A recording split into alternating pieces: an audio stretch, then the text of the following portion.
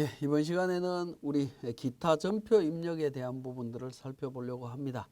자, 전표 입력은 지금까지 살펴봤던 내용들은 일반 전표 입력과 메인 매출 전표 입력에 대한 부분들을 살펴봤었고요.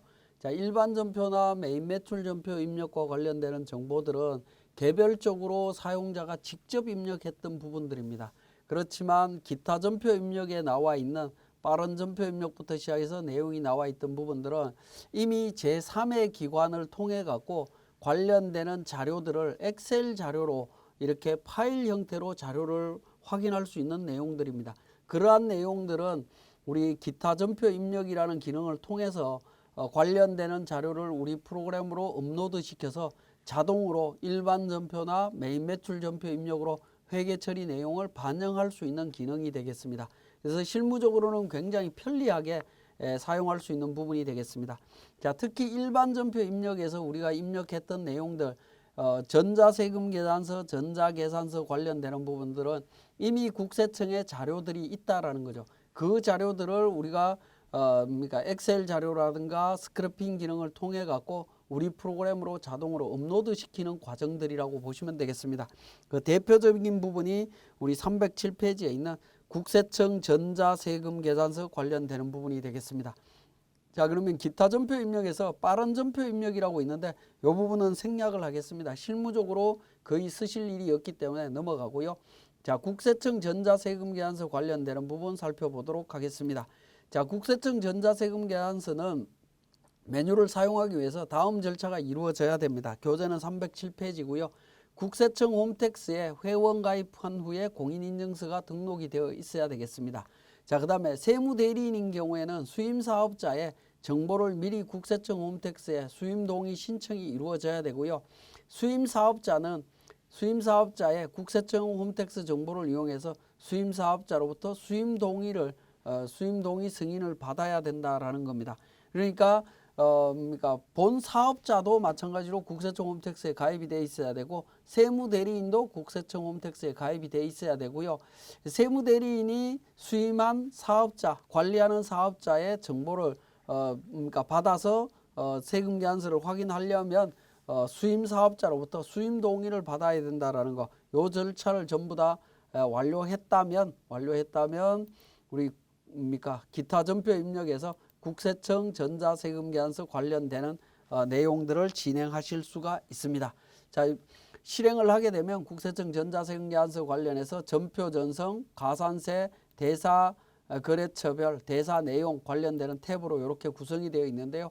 이 탭에서 관련되는 정보들을 확인하실 수가 있습니다. 자, 308페이지에 보시면 국세청 홈택스 데이터 불러오는 방법이라고 해서 첫 번째 국세청 전자세금계산서 메뉴에서 직접 불러오는 기능이 되겠습니다. 자, 이 부분은 자, 국세청 홈택스에 만약에 등록이 되어 있다라고 하면 F3번에 있는 전자세금계산서 불러오기라고 하는 메뉴가 있습니다. 자, 이 부분을 클릭하시게 되면 팝업 창이 뜹니다. 전자세금계산서 불러오기에서 구분해서 매출세금계산서, 매입세금계산서, 매출계산서, 매입계산서 내용이 있습니다. 조회기간 설정하시고요. 수임업체, 세무대리인 아이디, 관리번호 아이디, 공인인증서 등록하신 다음에 확인을 누르게 되면 관련되는 사이트로 국세청 홈택스로 우리 세무사랑 프로가 실행이 되면서 접속해서 자료를 불러와서 업로드 시킬 수가 있습니다. 자, 이 부분은 실질적으로는 실제 업무에서는 인증서라든가 이런 부분을 등록해서 처리를 하겠지만 우리 교육 관련해서는 이게 실제 그렇게 접속하기가 어렵다 보니까 환경상 어렵습니다. 어렵기 때문에 이것과 유사한 방법으로 해서 진행을 하도록 하겠습니다. 그 부분은 311페이지가 되겠습니다. 국세청 홈택스에서 다운로드 받은 엑셀 자료로 활용하는 부분입니다. 자, 국세청 홈택스에 공인인증서로 로그인을 한 다음에 조회 발급이라고 하는 쪽에서 세금계산서를 엑셀로 내용을 내려받습니다. 자, 엑셀로 내려받은 세금계산서 자료를 한번 확인해 보도록 하겠습니다. 자, 바탕화면에 제가 국세청 전자세금계산서 관련되는 엑셀 자료 내려받은 게 있는데요. 자, 매출 세금계산서 관련되는 부분이 되겠습니다.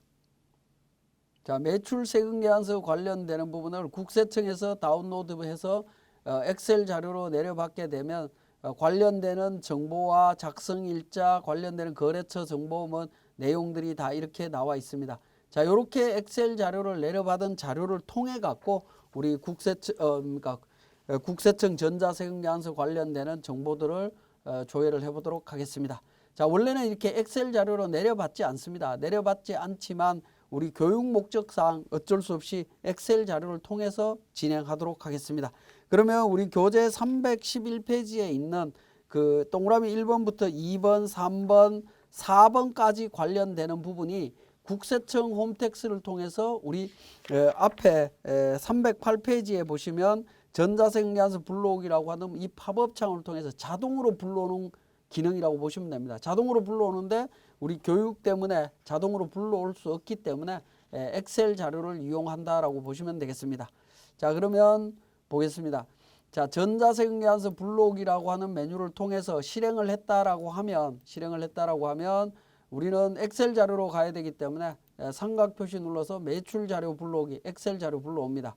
자, 바탕화면에 제가 데이터를 준비를 해놨습니다. 데이터, 전자세금 계산서 목록, 매출 전자세금 계산서 목록 열기 누릅니다.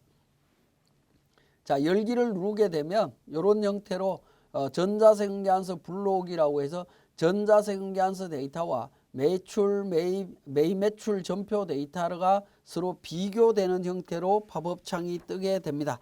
자, 이 부분은 어떤 의미냐면 전자세금 계산서 관련되는 부분을 국세청 홈택스를 통해서 여러 번 불러오기를 하더라도 중복해서 반영되지 않는다라는 겁니다.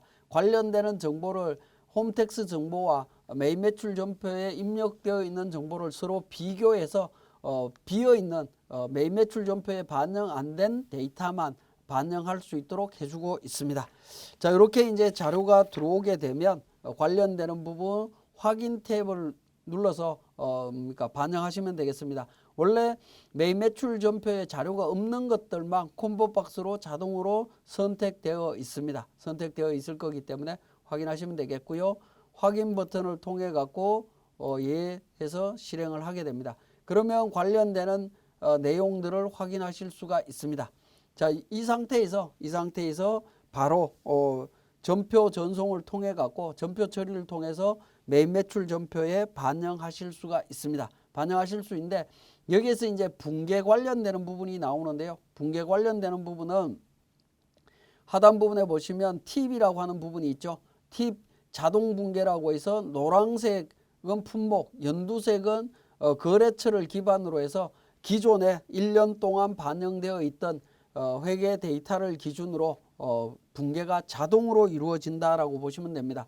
기존에 우리 회계 처리했던 내용들이 있다면 그 내용들을 기준으로 자동으로 반영이 됩니다. 그러면 F6번 전표 처리 버튼을 누르게 되면 매입 매출 전표에 전송했습니다 라고 뜨면서 처리라고 멘트가 뜨게 됩니다. 자, 그러면 5월 29일자 병제품 45만원짜리 제가 매입 매출 전표에 가서 한번 보도록 하겠습니다.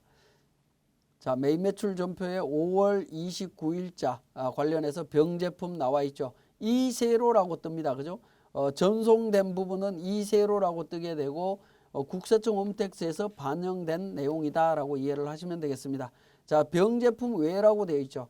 입력했을 때는 병제품, 갑제품, 을제품에서 복수거래로까지 자동으로 반영이 된다라고 보시면 되겠습니다. 그리고 공급처 관련되는 부분은 사업자 등록번호로 기본적으로 거래처 등록에 등록된 자료를 기준으로 합니다. 만약에 거래처 등록에 자료가 등록이 되어 있지 않다라고 하면 신규 거래처인 경우에는 자동으로 등록해서 처리된다라고 보시면 되겠습니다.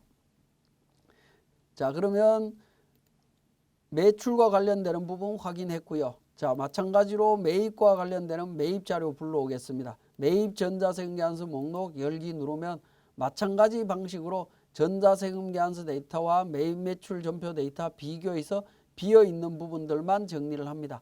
자, 여기에 불러오실 때 보시면 여기 빨간색으로 분홍색 바가 있죠. 연월일 옆에 분홍색 바가 있는데 요 표시가 되어 있는 부분은 가산세 적용 대상일 가능성이 상당히 많습니다. 상당히 많기 때문에 그 부분들은 추후에 확인해 보실 필요가 있겠습니다. 마찬가지로 확인 버튼 눌러서 처리를 하시면 되겠고요. 자, 이 경우에는 자, 매입과 특히 매입과 관련되는 부분에 있어서는 붕괴 유형이라든가 또는 유형 중에 불공제 처리해야 될 문제가 있는 부분들이 있을 수 있습니다. 자, 그러한 부분들은 매입 매출 전표에서 일괄 변경이라고 하는 기능을 통해 갖고 처리하시는 것이 훨씬 유리합니다. 우리 F8번에 유형 일괄 변경이라고 있습니다. 여기에서 과세 불공제 이 부분만 지금 변경할 수 있도록 일부는 변경할 수 있도록 기능은 있습니다만은 이 기능을 활용하는 것보다는 훨씬 그러니까 매입 매출 전표에서 일괄 정리하시는 것이 훨씬 편리하다라고 보시면 되겠습니다. 자, 붕괴 관련되는 부분에 있어서는 변경하실 부분이 있으면 변경하시면 되겠고요. 여기에 보시면 노란색과 연두색 관련되는 부분이 있죠. 연두색으로 표시되어 있는 부분은 그러니까 거래처를 기반으로 회계 처리가 자동으로 이루어졌다라고 보시면 되겠고요. 그 다음에 노란색은 품목을 기준으로 해서 자동으로 거래처 기존 내용을 참고해서 자동으로 이루어졌다라고 보시면 되겠습니다. 자, 이 부분도 마찬가지로 전표 처리 버튼을 통해 갖고 처리하실 수가 있습니다. 자, 이렇게 정리를 했고요. 자, 마찬가지로 역삼각표 눌러서 면세 매출도 한번 해보도록 하겠습니다. 자, 면세와 관련되는 부분 매출 전자계산서 목록 열기 마찬가지로 똑같은 형태입니다. 똑같은 형태로 매입 매출 전표와 비교해서 처리가 되고요. 전송되지 않은 것들만 체크가 될 거고 전송 버튼 눌러주시면 됩니다. 자, 마찬가지로 매입과 관련되는 부분도 보도록 하겠습니다. 면세 매입 관련해서 선택해서 합니다. 자, 전송 안 된 부분만 확인하신 다음에 전송을 하게 됩니다. 그러면 어떻게 되죠? 쌀이나 김치나 한우 같은 경우에 의제 매입세액이 적용이 될 수 있겠죠. 그 부분만 체크해서 F8번의 유형 일괄 변경을 통해 갖고 정리하실 수도 있습니다. 붕괴 일괄, 의제류 자동 설정이라든가 의제 매입세액 설정이라든가 하는 부분 하실 수 있는데, 자, 여기에서 설정하는 것보다는 매입 매출 전표에서 하시는 게 훨씬 편리하다라고 보시면 되겠습니다. 자, 그렇게 해서 전표 처리를 합니다. 자, 전표 처리를 했고요. 자, 세금 계산서 관련되는 전표 처리는 굉장히 간단합니다. 전자세금 계산서는 국세청에서 불러온 자료를 그대로 적용만 하시면 되기 때문에 큰 어려움 없이 처리가 가능하다라고 보시면 되겠습니다. 자, 그러면 이렇게 이제 정리된 내용을 314페이지에 보시면 매입 매출 전표 유형 일괄 변경을 통해서 정리하는 과정이 또 나옵니다. 자, 지금 4월 달부터 우리가 입력되어 있는 부분이 4월 달에서 5월 달 사이로 입력이 되어 있을 겁니다. 전표 처리되어 있을 텐데요.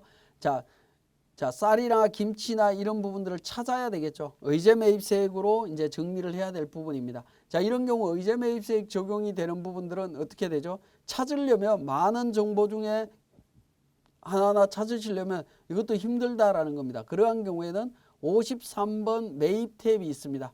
매입 면세 탭인데 여기를 클릭하시면 면세 계산서 관련되는 부분만 전부 다 체크가 될 거고요. 자, 그러면 한우, 김치, 쌀, 참치 관련되는 부분 있죠. 체크를 하신 다음에 복사 옆에 화살표 누르게 되면 의제류 일괄 변경이라는 기능이 있습니다. 여기에서 의제 매입 104분의 4 적용해서 선택을 해주시면 되겠습니다. 그러면 관련되는 부분은 의제 매입으로 이세로에서 온 거 의제 매입 적용했다라는 거 내용 확인하실 수가 있죠. 자, 그렇게 일괄 처리하는 기능을 통해 갖고 정리를 하시면 굉장히 편리하게 처리하실 수 있다라는 거 말씀드리겠습니다. 자, 그 다음에 이제 불공제 처리해야 되는 부분이 있겠죠. 그러한 경우에도 우리는 유형이 어떻게 돼 있었죠? 51번으로 전부 다 전송이 돼 있었을 겁니다. 자, 그런 경우 4월 10일자 세무조정 수수료 관련되는 부분이 있고요. 그 다음에 전기요금도 그러니까 공통매입과 관련되는 부분일 겁니다. 자, 이렇게 이제 정리가 됐다라고 하면 무역 서비스 이용료라든가 뭐 이런 부분들 같은 경우에는 51번 부분을 선택하신 다음에 F4번 복사 옆에 있죠. 유형 일괄 변경 기능 통해서 처리하시면 됩니다. 매입 중에 불공제로 처리를 합니다. 불공제 사유는 공통매입으로 처리를 하겠습니다. 자, 공통매입으로 해서 확인 버튼 실행시켜 주시면 되겠습니다. 실행시켜 주시게 되면 매입과 관련되는 부분에 대해서 불공으로 전부 다 반영이 되어 있죠. 그죠? 반영이 되어 있는 거 확인하실 수 있습니다. 그 다음에 승용자동차 관련되는 부분이 있네요. 승용자동차 관련해서는 고정자산 등록을 통해 갖고 등록을 해 주셔야 됩니다. 5월 30일자는 이미 등록을 하신 것 같습니다. 자, 이렇게 이제 정리를 하실 수 있고, 승용자동차 관련되는 부분도 만약에 승용자동차라고 하면 이 부분에 대해서는 그 비영업용 승용차일 때는 불공제가 되죠. 그러면 유형을 불공제로 바꿔야 됩니다. 자, 5월 30일자 체크를 하신 다음에 불공으로 선택을 하시면 됩니다. 일괄 변경을 통해서 정리를 하시면 되죠. 앞에서 한번 보여드렸던 부분인데 다시 보여드립니다. 자, 불공제 사유 비영업용 승용차 확인 버튼 통해서 변경을 해주시면 되겠습니다. 자, 변경을 하시고 승용차 관련해서는 7,700만 원을 고정자산 등록에 등록해야 되겠죠. 그 부분은 간편 집계에 가시면 고정자산 등록이라고 있습니다. 등록을 통해서 확인 버튼 눌러주시면 고정자산 등록으로까지 이렇게 전송되는 것을 확인하실 수 있습니다. 그래서 우리 국세청 전자세금계산서 관련되는 부분에 있어서는 국세청 홈택스에서 자료를 불러와서 매입매출 전표에 반영하는 것은 굉장히 쉽게 반영할 수 있지만, 특히 매입과 관련되는 부분은 매입매출 전표 입력에서 관련된 전표에 대한 일괄 변경 기능을 통해서 불공제라든가 의제 매입이라든가 이런 부분들을 적용하시는 게 훨씬 더 편리하다라는 부분 말씀드리면서 국세청 전자세금계산서 관련 내용 마치겠습니다.